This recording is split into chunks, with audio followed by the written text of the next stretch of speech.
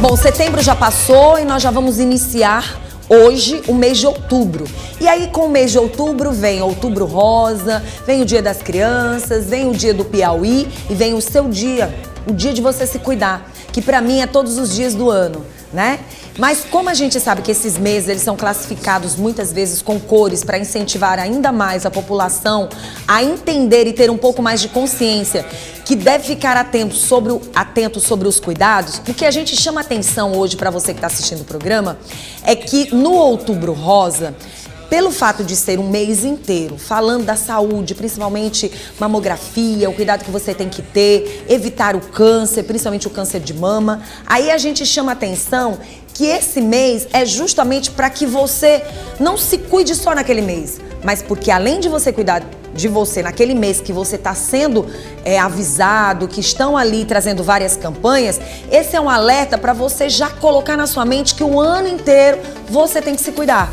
Porque algumas pessoas vão vendo os dias passarem, os meses passarem, os anos passarem e não percebem que tem que se cuidar. Eu tenho que me cuidar, você tem que se cuidar, nós temos que nos cuidar. E é por isso que hoje a gente convidou nesse primeiro dia de outubro a Elisa Rosa. Ela é médica ginecologista e também mastologista. E ela vai falar da importância que tem o mês de outubro nesse alerta para que as mulheres possam verdadeiramente fazer os seus exames, através de um exame que você vai fazer, que você imagina que está tudo bem, pode não estar, pode ter outros problemas, mas também não tem coisa mais gostosa do que você sair de um exame sabendo que está tudo bem e sabendo que você já fez um check-up e está tudo mil maravilhas, que é o que a gente espera. E como hoje a gente começa a campanha do Outubro Rosa, a gente trouxe a nossa médica. Seja bem-vinda. Obrigada. Como é bom recebê-la aqui, para a gente alertar, para a gente chamar mais uma vez a atenção das pessoas, porque com tanta informação, parece que os dias estão passando tão rápido. Verdade. Que as pessoas estão deixando de lado meio esse cuidado com a saúde, né? Verdade. Nesse mês de outubro, eu pergunto para a doutora, o que mudou do ano passado para esse ano e o que a senhora acha que tem acontecido com tantas campanhas, mas ao mesmo tempo com estes alertas todos? As mulheres têm se cuidado mais? Tem. Não tenha dúvida que as mulheres têm se cuidado mais.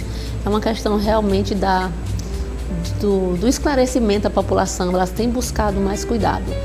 O que mudou a nível de mamografia, de câncer de mama, de rastreamento de câncer de mama, foi uma ação, uma medida do Ministério da Saúde, que foi divulgada agora no dia 23 de setembro, que a gente está muito otimista com isso, né? A gente ficou realmente muito privilegiadas, as nossas mulheres, com essa situação, visto que o rastreamento antes, pelo Ministério da Saúde, pelo SUS, só era possível para as mulheres depois de 50 anos. E eles agora permitiram fazer mamografia a partir de 40 anos, de acordo com a indicação do médico.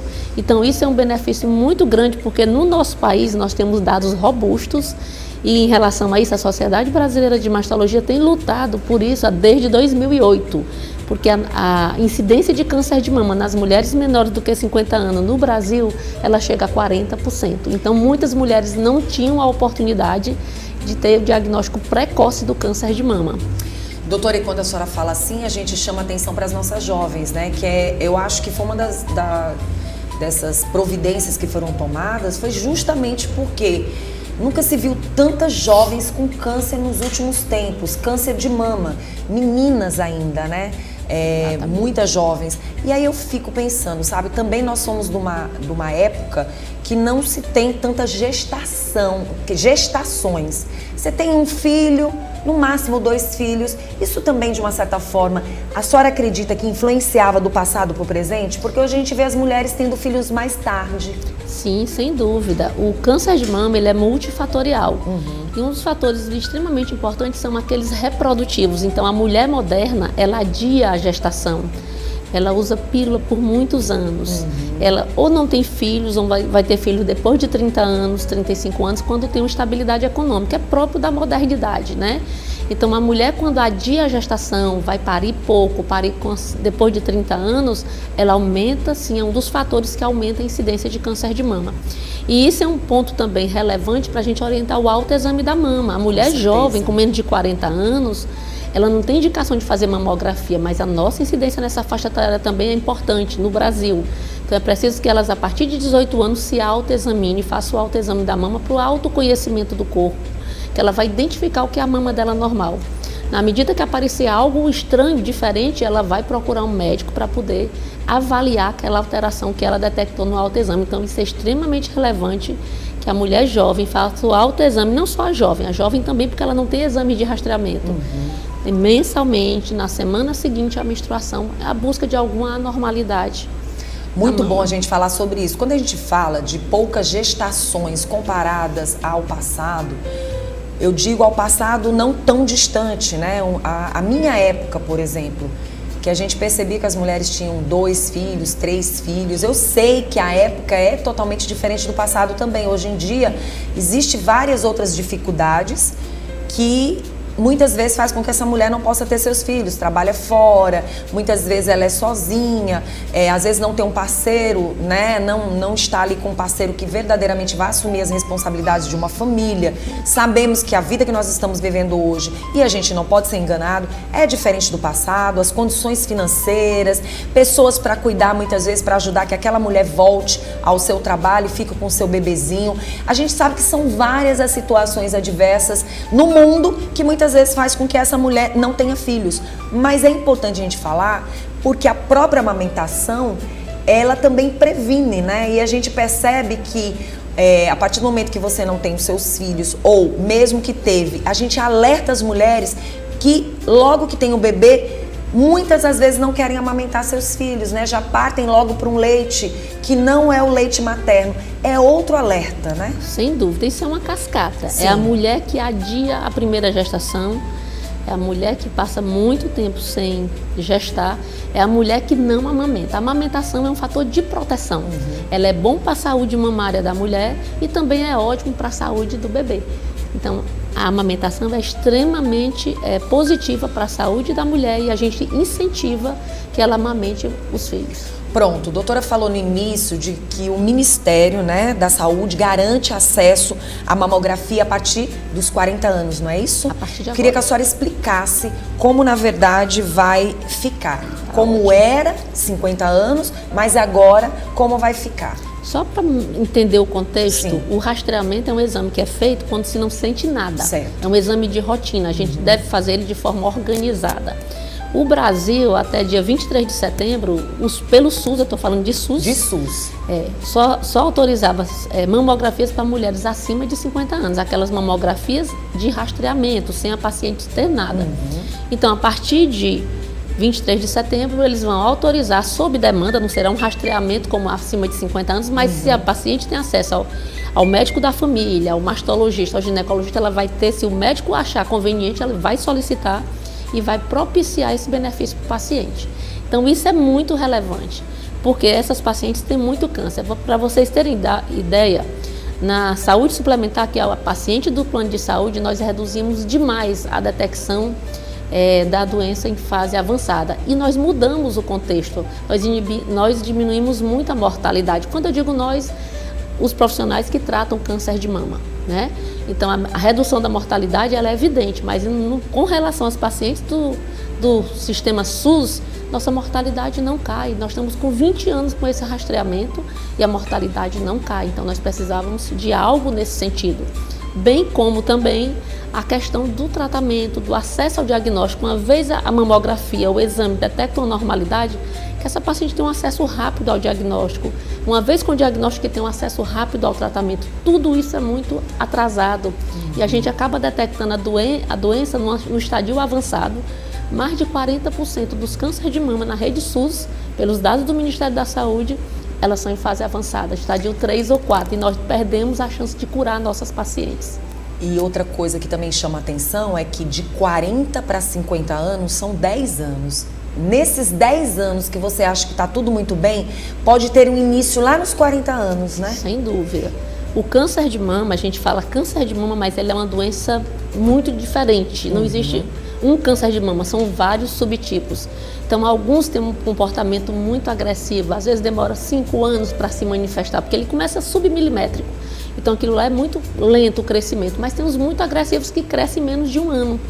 Então daí a importância do acompanhamento periódico, de um rastreamento organizado, que essa paciente procure um profissional que examine as mamas dela no intuito de detectar essa doença. Então, assim, o câncer de mama, há cânceres que aparecem em menos de um ano, se tornam clinicamente palpáveis, mas tem aqueles que demoram 5, 6 anos para se manifestar como um tumor de 1 centímetro. Então, por isso que é relevante o autoexame, o exame periódico para a gente detectar essa lesão o quanto antes, fazer um pequeno tratamento sem necessidade de retirar a mama, fazer tratamentos sistêmicos menos agressivos e curar essas mulheres, porque o objetivo sempre de tudo é curar essas mulheres. Veja que uma mulher com 40 anos, ela está na fase produtiva da vida dela. Não é admissível elas não terem o direito de serem diagnosticadas e tratadas em tempo hábil. Doutora, a gente precisa falar sobre como o câncer, ele pode, desta forma, identificado, né? Ele, através do exame, sendo mostrado, ele ainda na sua fase inicial, existe uma diferença muito grande quando ele já está bem avançado. No seio é algo muito complicado, né? Não sendo tão avançado, mesmo assim, pode acontecer a retirada dessa mama? Sim, pode. Existe a população, o câncer de mama, de uma forma geral, como todo câncer, ele acontece ao acaso, tem uma única pessoa na família. Porque muitas vezes as pacientes ficam apavoradas. Minha mãe teve câncer de mama, doutora, a minha chance é muito grande, vamos tirar minha mama. Não é assim. Normalmente acontece um caso na família, não tem esse histórico de familiar, de hereditariedade de passar de geração para geração. Mas nós temos que estar muito atentos a fazer essa investigação. Uma vez que tenha muitos casos, e aí sim nós precisamos ver essa questão hereditária da transmissão, que aí se encontra a possibilidade e a necessidade da gente fazer um exame de prevenção. Angelina Jolie. Quem que nós não sabe do caso da Angelina Jolie? Angelina Jolie corresponde a 10% das mulheres no mundo que a família, a mãe tinha morrido de câncer de mama, a avó, salvo engano, de câncer de ovário. E ela teve o privilégio da ciência identificar mutações, são defeitos que quando você nasce, quando você é gerado, você já carrega. Então, a avó passou para a mãe, que mãe passou para a Angelina Jolie. Então, ela já nasceu com esse defeito, que a chance dela ter câncer aos 80 anos é perto de 80%. Então, é quase certo. Então, o que ela optou? Em retirar as 2 mamas, faz a reconstrução, é claro, e os 2 ovários, para prevenir que ela tenha câncer de mama. Mas a Angelina Jolie corresponde a 10% dos casos do mundo. Então, isso não vale para a regra geral, compreende? Daí a importância de fazer os exames periódicos e outra coisa que é extremamente importante, que serve para todo tipo de câncer, seja o esporádico, que é a grande maioria, e o hereditário. É a atividade física, a alimentação saudável, é viver bem com a vida, não criar intrigas, tá leve. Isso tudo faz muita diferença na gênese, né, de qualquer doença. Doutora, eu não vou perder a oportunidade, já que eu tô com uma médica ginecologista e mastologista, pra gente falar que nesse momento que você pensa no exame da mamografia, a gente alerta para os demais cânceres. E aí a gente lembra também do câncer de útero. Eu queria que, como ginecologista, a senhora pudesse alertar. Aquela pessoa que pode encontrar ali o câncer na mama, é interessante que ela também observe todos os detalhes dentro desse corpo, né? Principalmente o câncer de útero é algo para se alertar também nesse mês de outubro, né? Sem dúvida. O câncer do colo do útero é um dos cânceres mais incidentes na mulher também. No Brasil, o câncer que mais incide a mulher no mundo como todo, e no Brasil também, é o câncer de mama. E o câncer do colo de útero vem em 3º lugar. Certo. No Pará, na região norte, pela dificuldade geográfica, pela dificuldade de acesso, é o câncer que mais mata a mulher. Ainda hoje é câncer de colo do útero, por falta de exame de rastreamento. Então lá a maioria dos cânceres de colo de útero são detectados em estadio avançado. Então lá no estado do Pará, apesar do câncer de mama ser o mais frequente, mas o que mais mata ainda é colo do útero. E colo do útero é um tumor prevenível, totalmente evitável, basta fazer a citologia oncótica. E também temos a novidade que o Ministério da Saúde no final do ano passado, de dezembro, implementou, né, o rastreamento de câncer do colo do útero com o teste de DNA HPV. Eles estão começando a fazer essa mudança porque ela é gradativa, tem que ter kit, tem que ter treinamento, e nós acreditamos que foi um grande avanço também para as nossas mulheres. Mas, mais uma vez, nosso Brasil com a dificuldade, acesso, planejamento, a gente tem que estar atrás se essas medidas vão ser realmente implementadas e que elas sejam implementadas em tempo hábil. E uma propaganda assertiva, porque às vezes a propaganda, ela, às vezes, como ela é falada e como ela chega até as pessoas, ela evita que muitas pessoas busquem. porque dependendo de como você divulga essa campanha, a campanha muitas vezes coloca pessoas meio que de lado. Eu não vou buscar porque eu não tenho isso. E aí é onde também a própria campanha ela tem que ser bem assertiva para que a gente consiga realmente trazer mais mulheres para o cuidado com seus úteros, o cuidado da saúde realmente ginecológica dessa mulher. E só um instantinho, que eu esqueci de falar, um dado importante com relação ao colo do útero é a vacinação. O SUS já faz essa vacinação para crianças, meninos e meninas de 9 a 14 anos há muitos anos. E só é uma dose 2014, hoje, né? só é uma dose. Antes você tinha que tomar mais de uma dose, agora Isso, é apenas uma dose. É muito eficaz. Então Muito é a vacinação, comportamento sexual adequado. Isso faz a diferença incrível. E câncer de colo de útero, ele raramente vai se manifestar. Ele só vai dar sintomas, sinais quando ele é avançado. Daí o exame periódico também que tem que ser feito. Muito obrigada, tá, doutora? A gente até pretende trazer outros profissionais para a gente avançar ainda mais, assim como a gente fez com a senhora agora. Você, linda, maravilhosa. Obrigada. Doutora, quem quiser entrar em contato, como é que faz? Tem o Instagram da senhora também, Tem né? o Instagram. Eu vou passar para você. Tá certo. Muito obrigada, viu? Quero agradecer de verdade.